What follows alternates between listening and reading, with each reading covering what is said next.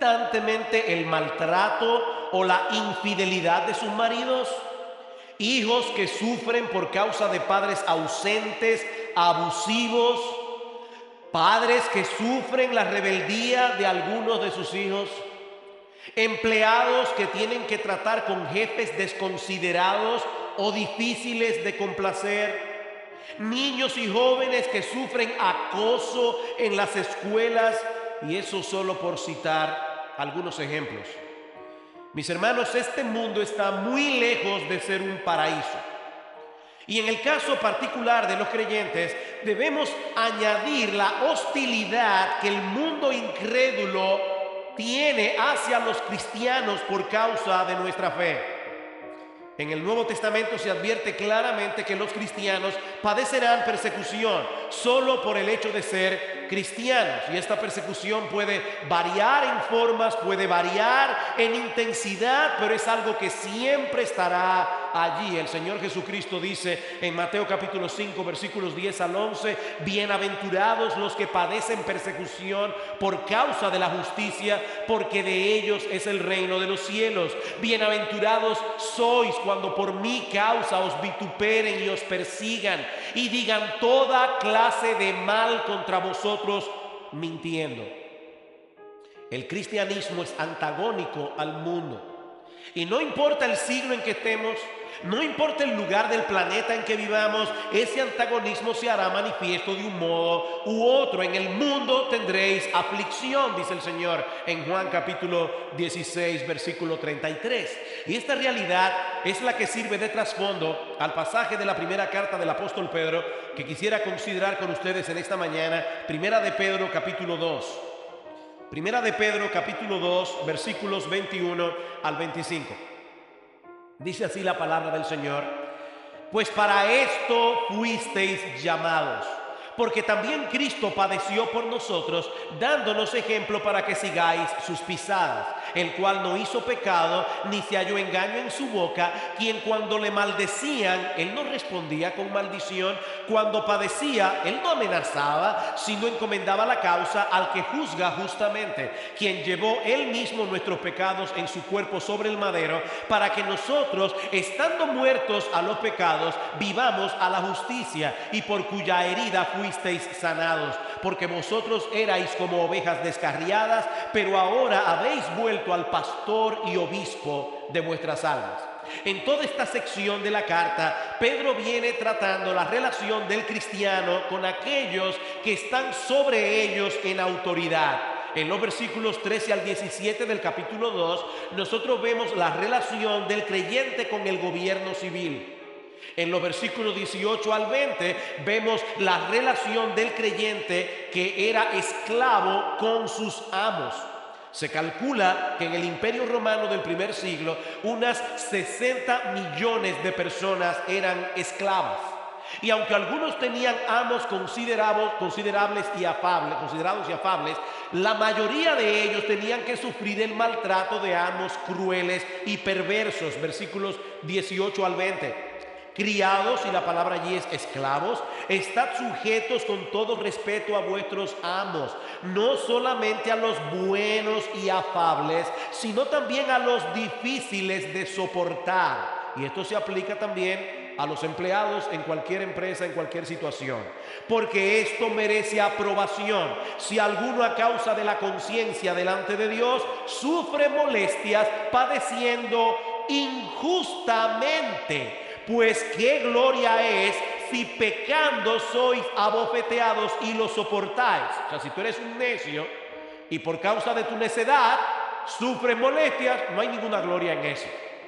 Pero si haciendo lo bueno sufrís y lo soportáis, esto ciertamente es aprobado delante de Dios. Y es para reforzar ese punto que Pedro pone delante de nosotros el ejemplo de nuestro Señor Jesucristo. Todo creyente ha sido llamado por Dios a imitar el ejemplo del Señor, y de manera particular, mis amados hermanos, cuando tengamos que padecer cualquier tipo de hostilidad en este mundo caído, versículo 21, pues para esto fuisteis llamados, porque también Cristo padeció por nosotros, dejándonos ejemplo para que sigáis sus pisadas. Pedro describe a los creyentes como aquellos que han sido llamados por Dios. Hermanos, generalmente cuando alguien llama a otro es para algo, ¿verdad? Si tú de repente estás caminando por la calle y dices, fulano, dime, no, simplemente quería saber si tu nombre funcionaba todavía. No. Cuando alguien llama a otro es para algo, es con un propósito. Y Pedro dice aquí, ustedes son llamados de Dios. Lo que implica, mis amados hermanos, que si nosotros somos cristianos hoy es porque Dios tomó la iniciativa, no fuimos nosotros. Él nos llamó soberanamente conforme a un propósito que Él se había trazado desde antes de la fundación del mundo. Y eso nos lleva a la pregunta, ¿cuál propósito? Cuando Dios nos llamó, ¿a qué nos llamó? ¿Con qué propósito nos llamó? Bueno, Pedro responde esta pregunta de diversas maneras a lo largo de su carta. Por ejemplo, en el capítulo 1, versículo 15, Pedro nos dice que fuimos llamados por un Dios santo para ser nosotros santos en toda nuestra manera de vivir. Fuimos llamados por un Dios santo, ¿para qué? Para ser santos. En el capítulo 2, versículo 9, nos dice que fuimos llamados por Dios para anunciar las virtudes de aquel que nos llamó de las tinieblas a su luz admirable. Luego en el capítulo 3, versículo 9, dice que fuimos llamados para heredar bendición. Ay, pastor, esa sí me gustó. Dígalo otra vez.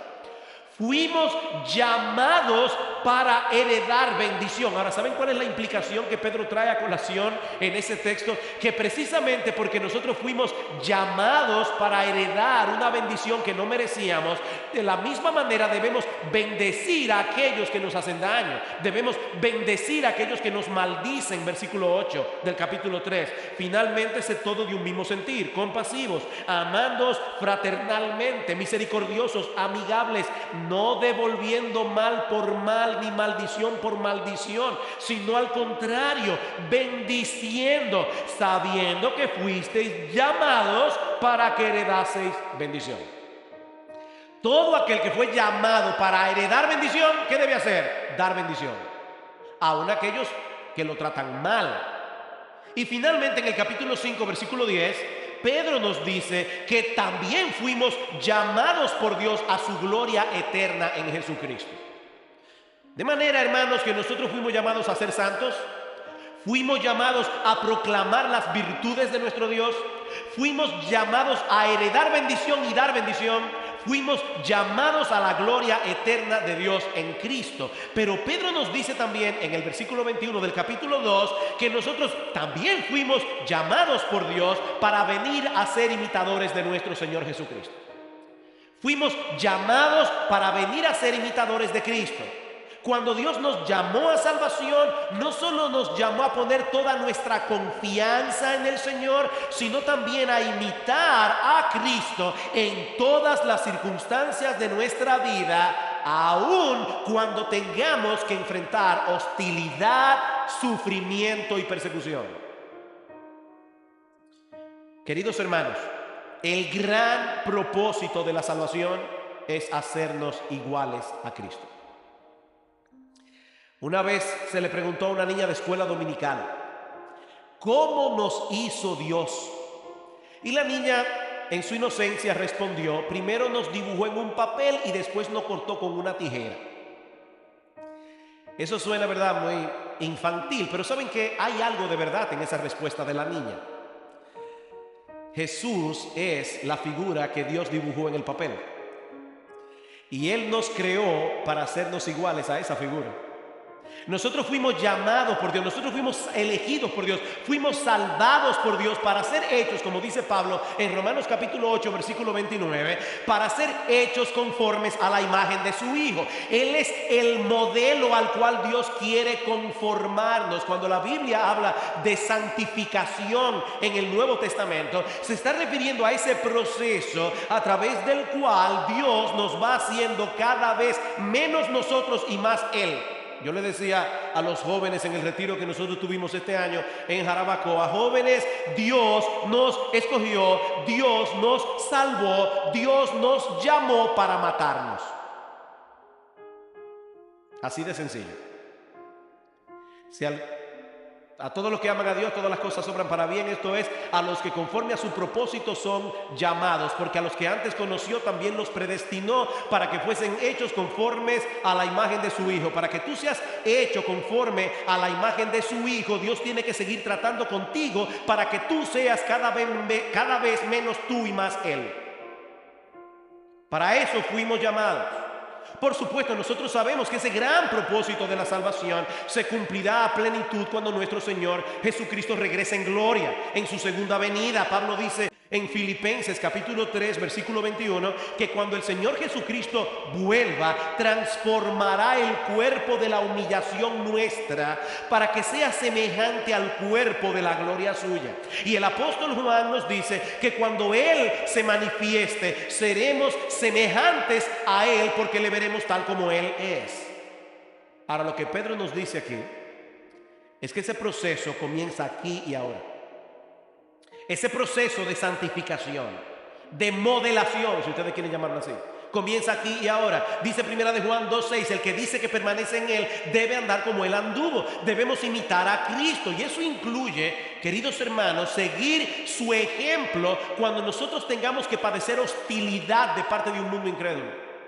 Y aún cuando tengamos que padecer por causa del pecado de otros hermanos en Cristo.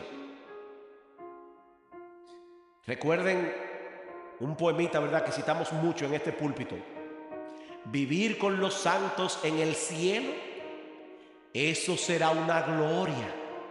Vivir con ellos aquí abajo, eso es otra historia. Nosotros no hemos sido glorificados. Todavía hay pecados en nosotros y a veces el pecado tuyo choca de frente con el pecado mío y me molesta. Y me causa dolor y aflicción. Pero ¿qué dice Pedro? Imita a Jesús. Versículo 21. Pues para esto fuiste llamados. Para eso fuiste llamados.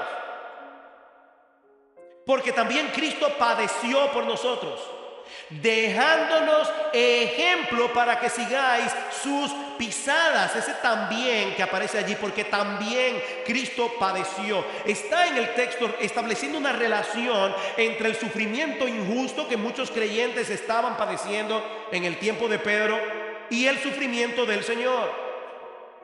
Así como ustedes padecen injustamente, le dice Pedro, así también Cristo padeció injustamente y nos dejó un ejemplo para que sigamos sus pisadas.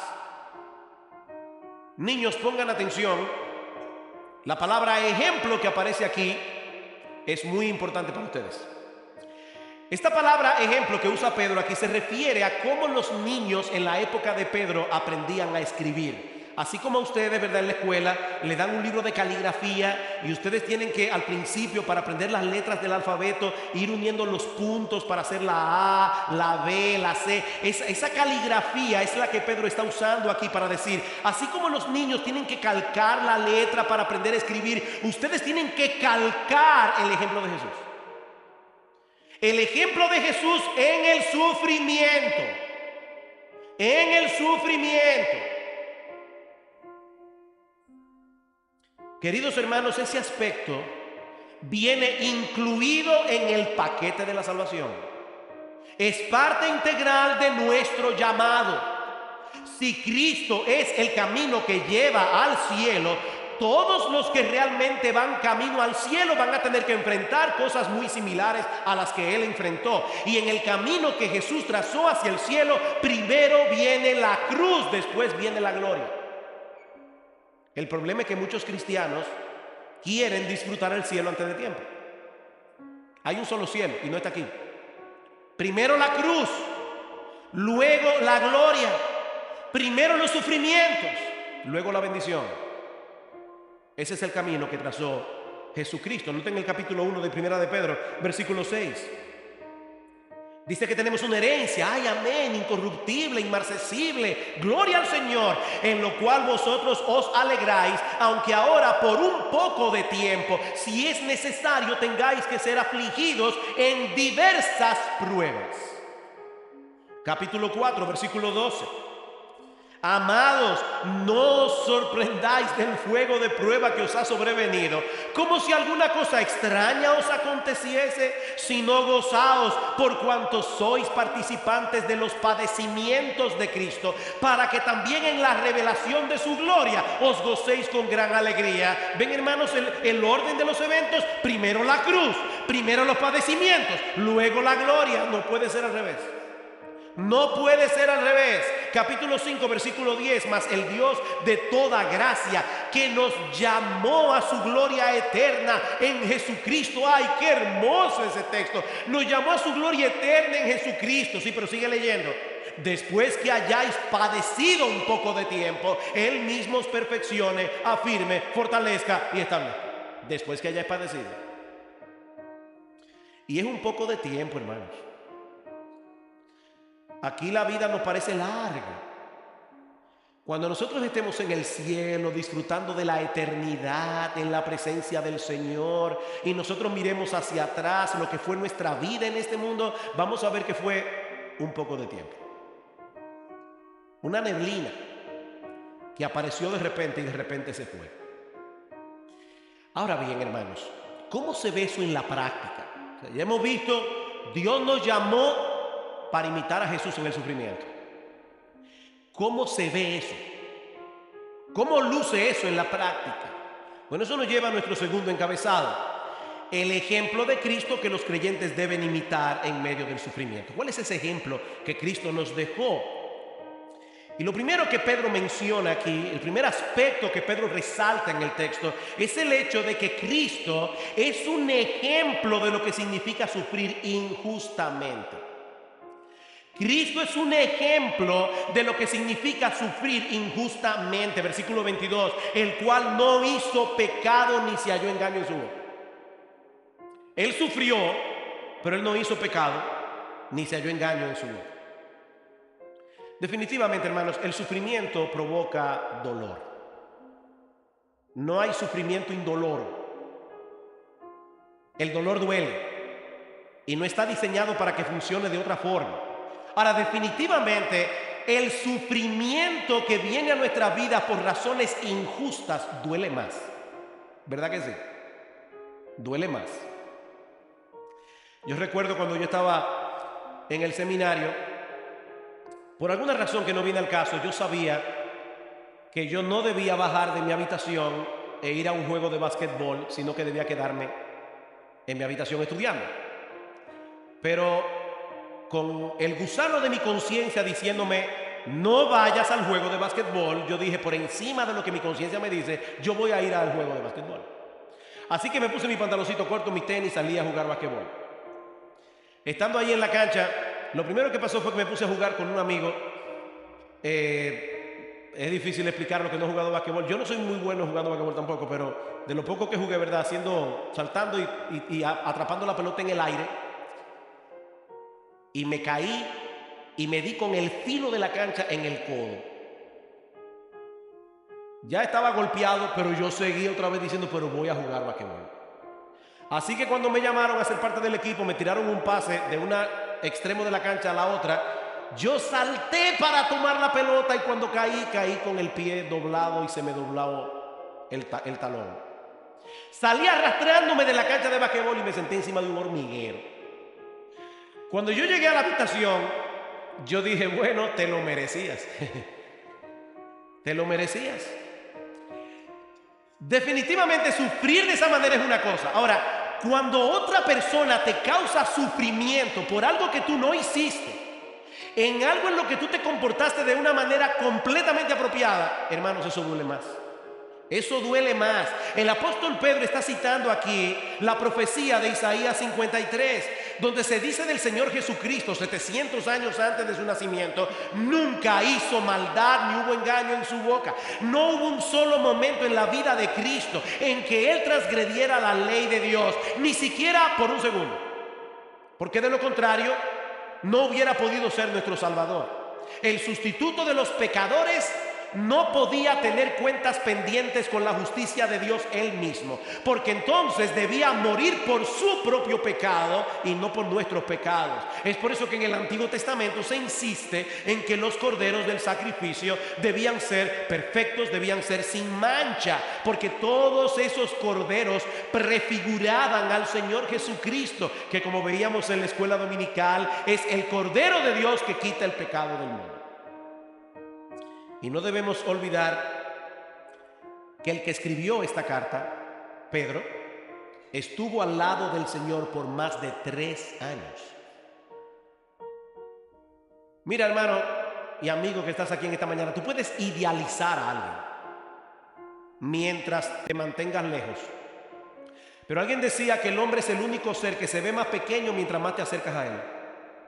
Mientras más conoces a un ser humano, mientras más íntimamente convives con un ser humano, más claramente ves sus defectos.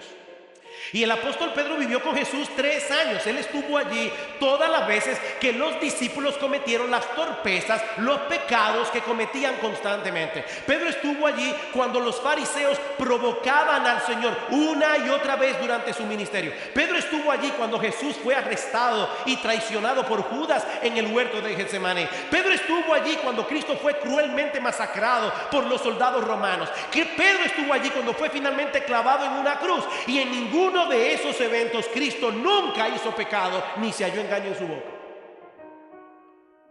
Nunca dijo nada fuera de lugar. Nunca expresó una palabra descompuesta. De hecho, Cristo nunca se equivocó. Ni siquiera eso. Ni dijo nada que fuera contrario a la verdad.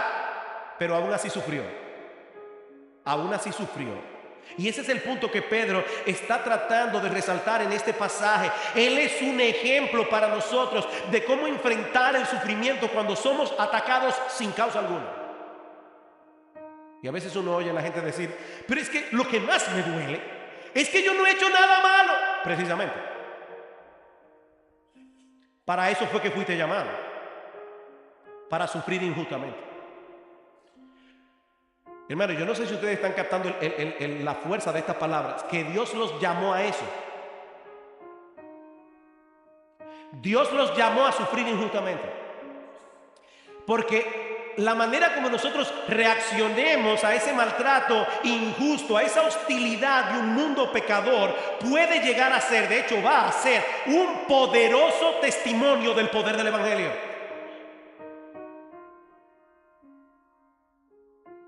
Mi amado hermano, mi amada hermana, si en estos momentos estás atravesando por una situación en la que crees que se está cometiendo una tremenda injusticia contra ti, mira el ejemplo de nuestro Señor Jesucristo. Mira a Cristo.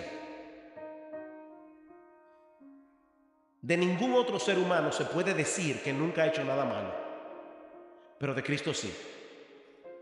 Y aún así sufrió.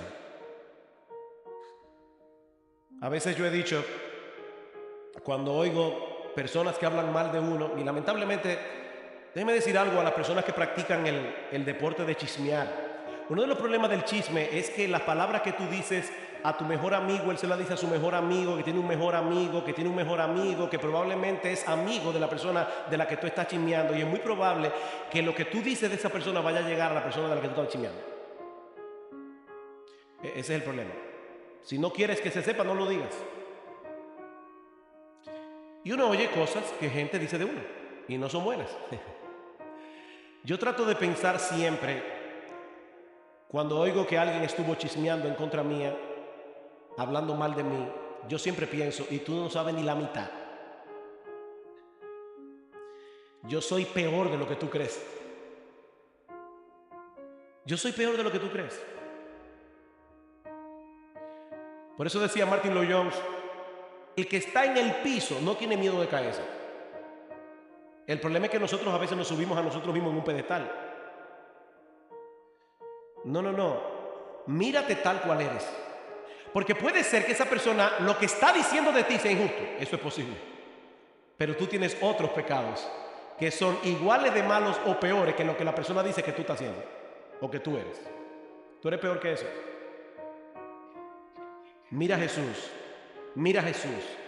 Jesús nunca pecó, nunca pecó.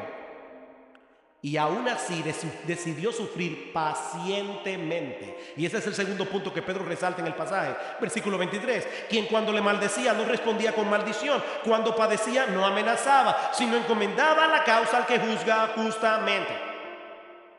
Cristo sufrió, dice Pedro, ataques verbales. Es a eso que se refiere al usar la palabra maldición. Un comentarista lo traduce: quien cuando proferían insultos contra él no respondía con insultos. Yo no sé qué duele más, una bofetada o que te rellenen de insultos. ¿Qué duele más?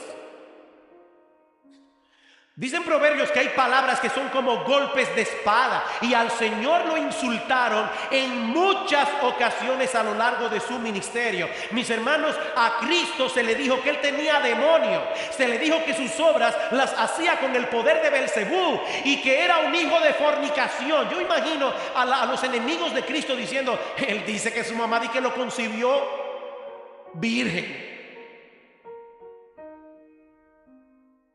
Hijo de fornicación le llamaron a Jesús. En el juicio que se llevó a cabo en su contra, lo acusaron de blasfemo, lo acusaron de pervertir a la nación para que se rebelara contra Roma, y eso por solo poner unos pocos ejemplos. Y Cristo no solamente fue insultado, dice Pedro que él padeció severos sufrimientos físicos. Cristo fue abofeteado, coronado de espinas, flagelado con el flagelo romano, escupido, golpeado con una caña, obligado a cargar la cruz y finalmente crucificado. Por eso es que Isaías 53 dice que él sería reconocido como varón de dolores, experimentado en quebrantos. Jesús tenía un doctorado en quebrantos. La pregunta obligada aquí es: ¿y cuál fue la reacción del Señor ante todo ese maltrato? Maltrato provocado por sus propias criaturas, hermanos. No olviden eso. No olviden quién era Jesús. Jesús era el Dios Él es el Dios encarnado. Él es aquel que por su poder se creó y se sostiene el universo. Cristo hubiera podido pedirle a su Padre más de 12 legiones de ángeles, dice el Señor a Pedro en Mateo capítulo 26, versículo 53. Pero él no reaccionó como suelen reaccionar los seres humanos en situaciones como esas. Vean otra vez, quien cuando le maldecían, él no respondía con maldición. Cuando padecía, él no amenazaba. Él no amenazaba. Y una vez más podemos oír el eco de la profecía de Isaías 53. Angustiado él y afligido no abrió su boca, como cordero fue llevado al matadero, como oveja delante de sus trasquiladores, ovejas delante de sus trasquiladores. Oigan cómo está mostrando quién era Jesús. Una oveja trasquilada. Enmudeció, abrió su boca. Él no devolvió los insultos, él no amenazó a nadie, teniendo en su mano todo el poder para cumplir la amenaza. Él no amenazó. Cuando Jesús iba camino al Calvario, Lucas nos dice que iba todo el camino diciendo: Padre, perdónalos, ellos no saben lo que hacen. Y la idea del texto en Lucas es que él iba repitiendo eso una y otra vez: Padre, perdónanos, Padre, perdónanos. Yo estoy convencido de que Dios respondió a esa oración de Jesús en parte en la gran conversión que hubo de judíos en el día de Pentecostés. Algunos de esos judíos que se convirtieron en Pentecostés cuando Pedro predicó el primer sermón fueron aquellos que estaban allí diciéndole a Pilato: crucifícale, crucifícale. Y Cristo decía: Padre, perdónanos, ellos no saben lo que están haciendo. Y ese fue el ejemplo que él nos dejó para que sigamos sus pisadas, para que sepamos lo que nosotros no debemos hacer en medio del maltrato y la hostilidad. El creyente no debe devolver insulto por insulto, ironía con ironía, palabras denigrantes con palabras denigrantes, amenazas con amenazas. Queridos hermanos, miembros de Iglesia Bíblica del Señor Jesucristo y cualquier otro creyente que se encuentre aquí en esta mañana, eso no es lo que se espera de un cristiano. Eso no es lo que se espera de un cristiano. Y yo sé que es muy difícil no reaccionar en medio del sufrimiento, aparte de que naturalmente nadie quiere dar la señal de que es un débil. Pero ese es precisamente el punto del Nuevo Testamento, que el cristianismo no es natural. El cristianismo es sobrenatural. Es sobrenatural. Nadie puede vivir la vida cristiana en sus propias fuerzas. La vida cristiana nace de la gracia, la vida cristiana se sostiene por gracia, y esa gracia, mi amado hermano, está disponible para ti y para mí, para todo el que la pida.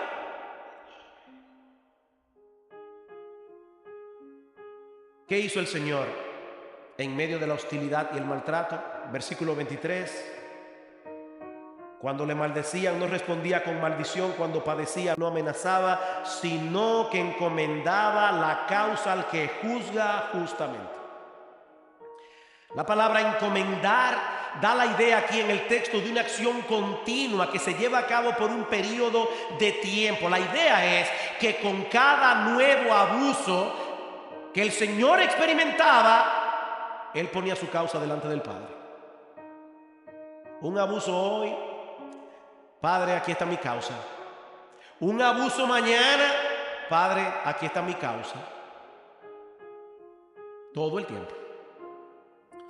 He ahí, mi amado hermano, cuál es la respuesta que se espera de nosotros, los cristianos, en medio de la hostilidad y el maltrato. Uno de los mejores comentarios de Primera de Pedro 2 es el que Pablo nos da en Romanos capítulo 12. Dice Romanos 12:17: no paguéis a nadie mal por mal, procurad lo bueno delante de todos los hombres, si es posible, en cuanto dependa de vosotros, estad en paz con todos los hombres. No os venguéis vosotros mismos, amados míos, sino dejad lugar a la ira de Dios, porque escrito está: mía es la venganza, yo pagaré, dice el Señor. Así que si tu enemigo tuviere hambre, dale de comer; si tuviere sed, dale de beber, pues haciendo esto, ascuas de fuego amontonarás sobre su cabeza. No seas vencido de lo malo, vence con el bien el mal.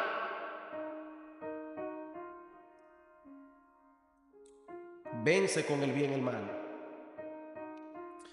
Mis hermanos, la actitud que debe tener un cristiano no es la de ir por ahí poniendo a todo el mundo en su lugar. Y de hecho hay personas que hacen eso y se glorían en eso, defendiendo sus derechos. Sí, hay principios en las Escrituras que podemos aplicar en un momento dado para defender el patrimonio de nuestra familia, para defender a los nuestros. Las autoridades civiles no están puestas en el mundo para defender a los incrédulos únicamente. Están allí también para defender al cristiano. Pero hermanos, esos principios no anulan el ejemplo de Cristo, el que Él nos dejó para que sigamos sus pisadas. Y no solo su ejemplo, sino también su precepto. Mateo capítulo 5. Mateo capítulo 5, versículo 43. ¿Qué dice el Señor allí? Oísteis que fue dicho: amarás a tu prójimo, aborrecerás a tu enemigo. Pero yo os digo: amad a vuestros enemigos, bendecid a los que os maldicen, haced bien a los que os aborrecen, orad por los que os ultrajan y os persiguen, para que seáis hijos de vuestro Padre que está en los cielos. ¿Saben cómo es nuestro Padre que está en los cielos? Él hace salir su sol sobre malos y buenos, Él hace llover sobre justos e injustos. Porque si amáis a los que os aman, ¿qué recompensa tendréis? ¿O no hacen también lo mismo los publicanos? Y si saludáis a vuestros hermanos solamente, ¿qué hacéis de más? ¿No hacen también así los gentiles? Sed pues vosotros perfectos, como vuestro Padre que está en los cielos es perfecto. Me llama la atención que el Señor en un pasaje como este mencione el saludo. Eso parece algo tan intrascendente. Si tú solo saludas a los que te saludan, ¿qué tú haces de más? ¿Saben qué es lo que yo creo que el Señor está mostrándonos aquí? Que esta enseñanza puede ser aplicada en situaciones y contextos muy diversos. Manejando el carro, cuando viene un gracioso que quiere salvar un tramo y se mete en vía contraria y arma un tapón que no hay quien se mueva. Y yo no sé tú, ay, pero yo he tenido tantos pensamientos homicidas en situaciones como esas. Yo no sé cuántas veces yo he pensado, ay, si yo tuviera un Gredar, me voy a cambiar contraria y lo voy a llevar allá, no lo mato, no, matarlo no, pero sí por lo menos llevarlo a ponerlo en fila otra vez. Ahí se aplica esto. Haciendo fila en el supermercado,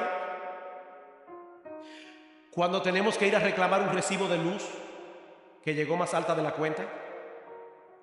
Hermanos, el punto es que en cada una de esas circunstancias nosotros debemos mostrar que somos seguidores de Cristo. Debemos mostrar que seguimos su ejemplo. Ahora, el Señor no solo ejemplifica el sufrimiento injusto, la paciencia en medio del sufrimiento, sino también que Él es un ejemplo de lo que significa sufrir motivado por el amor a otros, y esa sí es dura.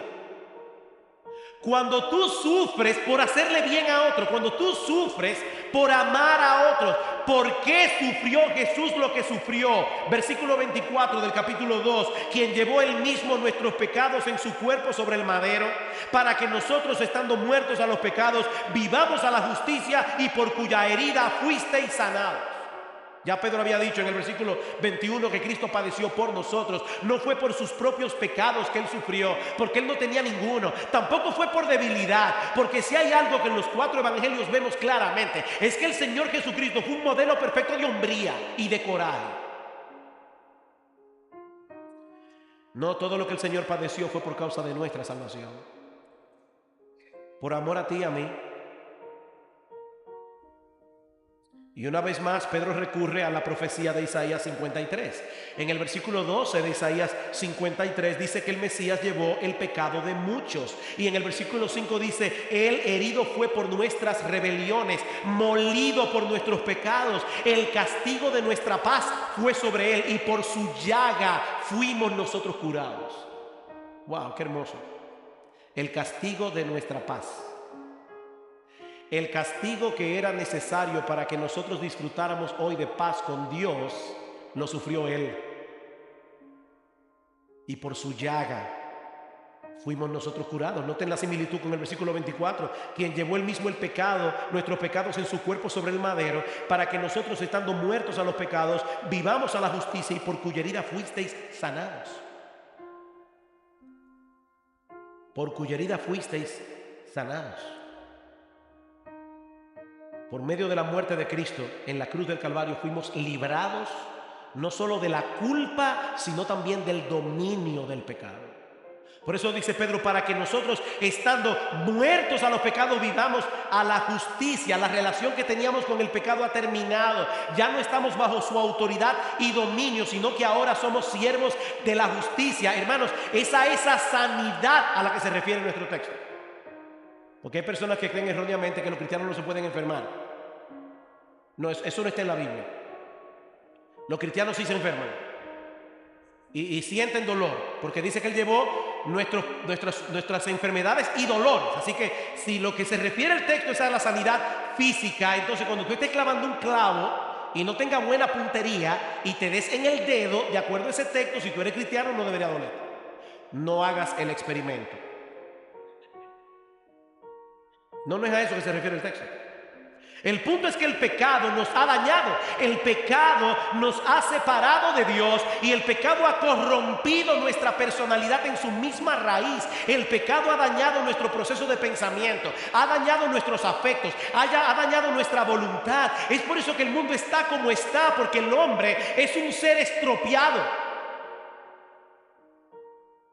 Y la solución no está en la educación. Por más bondades que ésta pueda tener, no está en que gane otro partido en vez del que está. La solución no está en ninguna de las llamadas ciencias sociales. Hoy día se cree que un psicólogo y un psiquiatra pueden solucionarlo todo. No, la solución está en la redención. La solución está en Jesucristo. Solo Cristo puede darle sanidad a un alma estropeada. Al destruir en nosotros el dominio del pecado y reconciliarnos con Dios, quien es la fuente de todo bien. Esa es la buena noticia del Evangelio, que hay sanidad para el alma enferma en la persona y la obra de Cristo. De ahí lo que sigue diciendo Pedro en el versículo 21, porque vosotros erais como ovejas descarriadas, pero ahora habéis vuelto al pastor y obispo de vuestras almas. Otra vez, ¿qué tiene Pedro en mente? Isaías 53. Isaías 53, dice en el versículo 6 de Isaías 53, todos nosotros nos descarriamos como ovejas, cada cual se apartó por su camino, mas Jehová cargó en él el pecado de todos nosotros. Una oveja descarriada está perdida, está en peligro, no sabe a dónde va, no sabe cómo defenderse, está a merced de los lobos, del hambre, de la inclemencia del tiempo. La oveja por sí sola no tiene ni idea de cómo encontrar el camino. Y así está el hombre sin Cristo, completamente perdido, completamente extraviado. Alguien dijo una vez que las cosas perdidas son inútiles para el dueño.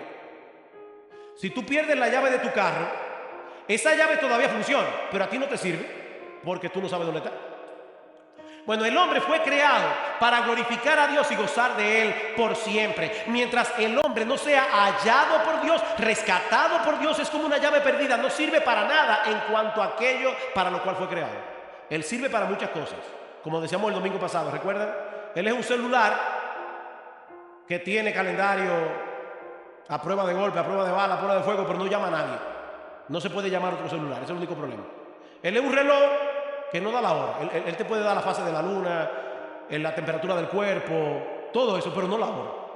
El hombre está dañado. El hombre está estropeado. Pero el hombre puede ser hallado. El hombre puede ser rescatado. El hombre puede ser redimido. Ahora, mi amigo, todo aquel que muera en esa condición, estropeado, se estropeará por siempre. Alguien decía que el infierno puede concebirse como el lugar a donde va a parar todo lo que es irremediablemente inútil. El infierno es el lugar a donde va a parar todo lo que es irremediablemente inútil. El que muere en su pecado ya nunca, jamás podrá ser recobrado, seguirá perdido y estropeado por los siglos de los siglos. Pero la gloria del Evangelio es que anuncia sanidad y recuperación para aquellos que todavía están a tiempo de creer y arrepentirse. Si tú estás aquí en esta mañana, todavía estás a tiempo de volverte a aquel que es descrito en este texto como el pastor y obispo de nuestras almas, el pastor y guardián de nuestras almas. Estamos en medio de un mundo hostil donde sufriremos diversas dificultades y tribulaciones, pero mis amados hermanos creyentes en Cristo, nosotros estamos en las manos del buen pastor, el buen pastor que conoce nuestras aflicciones, el buen pastor que nos da dirección, consuelo en medio del dolor, el buen pastor que guarda nuestras almas para que lleguemos seguros al final de nuestro destino. Por eso es que Pablo dice en Romanos capítulo 8, nada puede separarnos del amor de Dios que es en Cristo Jesús, Señor nuestro. Nosotros somos más que vencedores por medio de aquel que nos amó. El creyente está seguro en las manos de Jesús. El mismo Cristo dice a sus discípulos en Juan 10:28, nada ni nadie puede separarnos de sus manos o de las manos de su Padre. Estamos completamente seguros allí. Ahora, mi hermano, no olvides el tema de este texto. ¿Por qué Cristo sufrió lo que sufrió? ¿Qué lo movió a soportar todas esas aflicciones con paciencia? El hecho de que Él te amaba a ti y me amaba a mí, que éramos enemigos de Él. Y ahora Pedro dice, sigue ese ejemplo. Sigue ese ejemplo. Nosotros no fuimos llamados únicamente a amar a las personas queribles. Hay personas que son queribles, ¿no es así? Hay gente que es fácil de amar, en otras palabras. Hay gente que por el temperamento tuyo y el de esa otra persona hay un cortocircuito.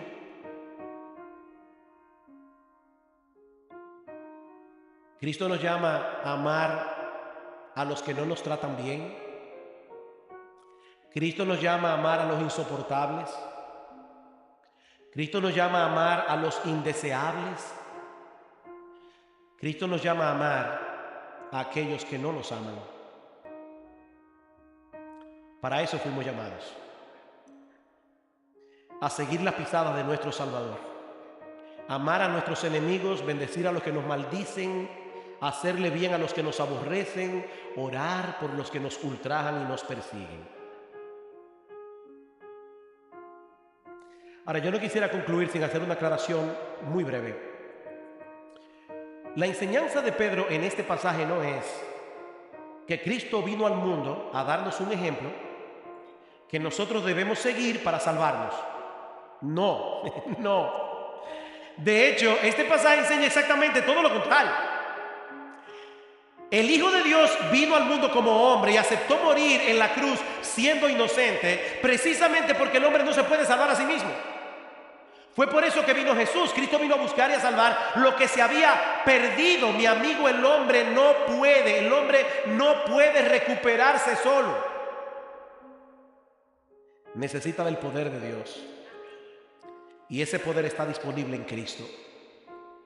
Vuélvete a Él, responde con fe al llamado de Dios, al Dios que te ha traído hoy en medio nuestro por medio de su palabra predicada. Pídele a ese Dios que te salve. La Escritura dice que todo aquel que invocare el nombre del Señor será salvo. Todo aquel que invoca, que grita auxilio, Señor, invócale hoy, mi amigo. Vuélvete hoy al pastor y obispo de las almas para que no sigas perdido, extraviado, cuando todavía puedes ser recobrado. Mi amigo, la hora vendrá cuando esas llagas de Cristo en la cruz ya no sanarán a nadie. La hora vendrá cuando lo que esté perdido seguirá perdido, irremediablemente inútil por los siglos de los siglos. Esto no es un juego, es un mensaje de vida o muerte. El Rey de Gloria nunca hubiese venido al mundo a padecer lo que padeció, de no haber sido por lo horrible que el infierno es. Mi amigo, no abandones este lugar en tus pecados. No abandones este lugar con la ira de Dios sobre ti, porque esas llagas de Jesús todavía siguen sanando. Esas llagas de Jesús todavía siguen obrando. Ese poder que emanó de la cruz todavía sigue transformando. Ven a Cristo.